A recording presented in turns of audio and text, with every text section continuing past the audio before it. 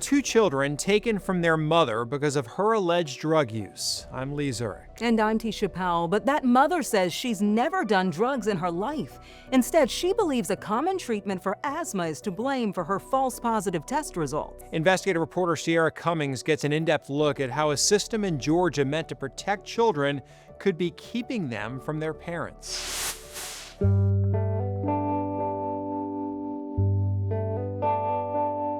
I made this for her on her first birthday. Rachel Fuller shows us her 4-year-old daughter's bedroom. It just feels empty. Across the hall, there's one for her 3-year-old son, too. Neither toddler is home. In fact, the children have not been in years. So your kids are not with you right now. Where are they? My rights have actually been terminated. The last time Rachel saw them was February 2024, but this case goes back to 2020, the first time she gave birth. Per stated process after labor and delivery, the hospital drug screened mom and her newborn. They tested positive for methamphetamine. I was shocked because I'm a nurse, I'm an RN. I've been a nurse for 9 years. It was just really shocking to me.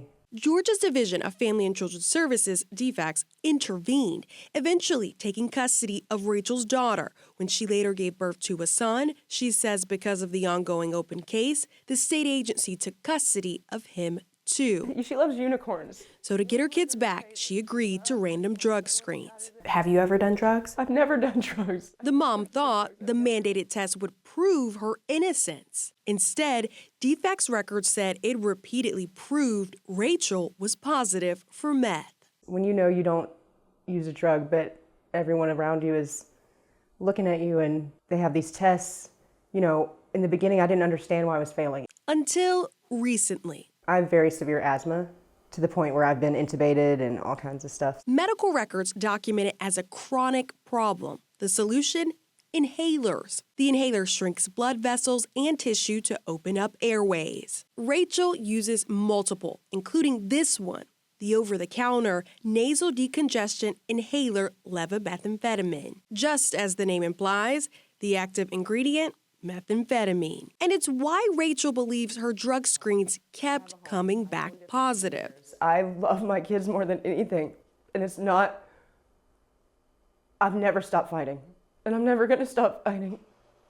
I want my children back. Some labs contracted to do drug screens on behalf of the state do not perform a specialized test that distinguishes legal meth like medicine and inhalers from illicit meth like the street drug. That highly specialized test, known as the DL isomer. It can be expensive, pose technical challenges, and state policy does not require it. In Rachel's case, the state made an error by not performing it and had no reliable evidence to demonstrate she has used or abused controlled substances, according to an independent toxicology report presented in court on the mom's behalf. Its author, Dr. Lyle Burgoon, a veteran toxicologist who worked for the Environmental Protection Agency and U.S. Army. Despite their testimony, court records suggest the state did not find Rachel's claims credible. Trial transcripts show DFACS attorneys accused the mother of falsifying paperwork in the past, an allegation Rachel admits. She says she sent an email to the facility where she visited her kids, making it look as if the caseworker granted Rachel permission to see her kids sooner than allowed. So would you agree you falsified documentation? I do agree with that, but I shouldn't have been put in that position. I'm not a dishonest person, but anyone, when they're desperate enough for their children. Alleging if the tests were accurate in the first place, her kids would have never been in state custody. To a sibling or to a parent. Melissa Carter sees it that way too. We need to require confirmation testing, and we need to create mechanisms to pay for it. The executive director for Barton Child Law and Policy says there should be immediate changes to mandate specific drug screen standards for labs contracted to do work on behalf of Georgia. There's a real key need here to act with urgency. Melissa argues taxpayers are footing a bill for incomplete work. These are not one-offs. This actually is kind of just routine. in our child welfare system. It's unclear how often false positives occur in these cases, but what is certain, a significant number of Georgia parents are subjected to these types of drug screens. We found 40% of all Georgia's child welfare cases are due to substance use allegations. At this point, this bureaucracy is knowingly recommitted, doubling down, or at least sustaining its kind of routine practices of relying on these fallible drug tests. The system itself is perpetuating the very harm that it's supposed to be responsible for protecting children from. Protecting children like Rachel's. It's the worst feeling. It's been a hell. I wouldn't wish this on anybody. It's so hard to be in this house and see them memories everywhere.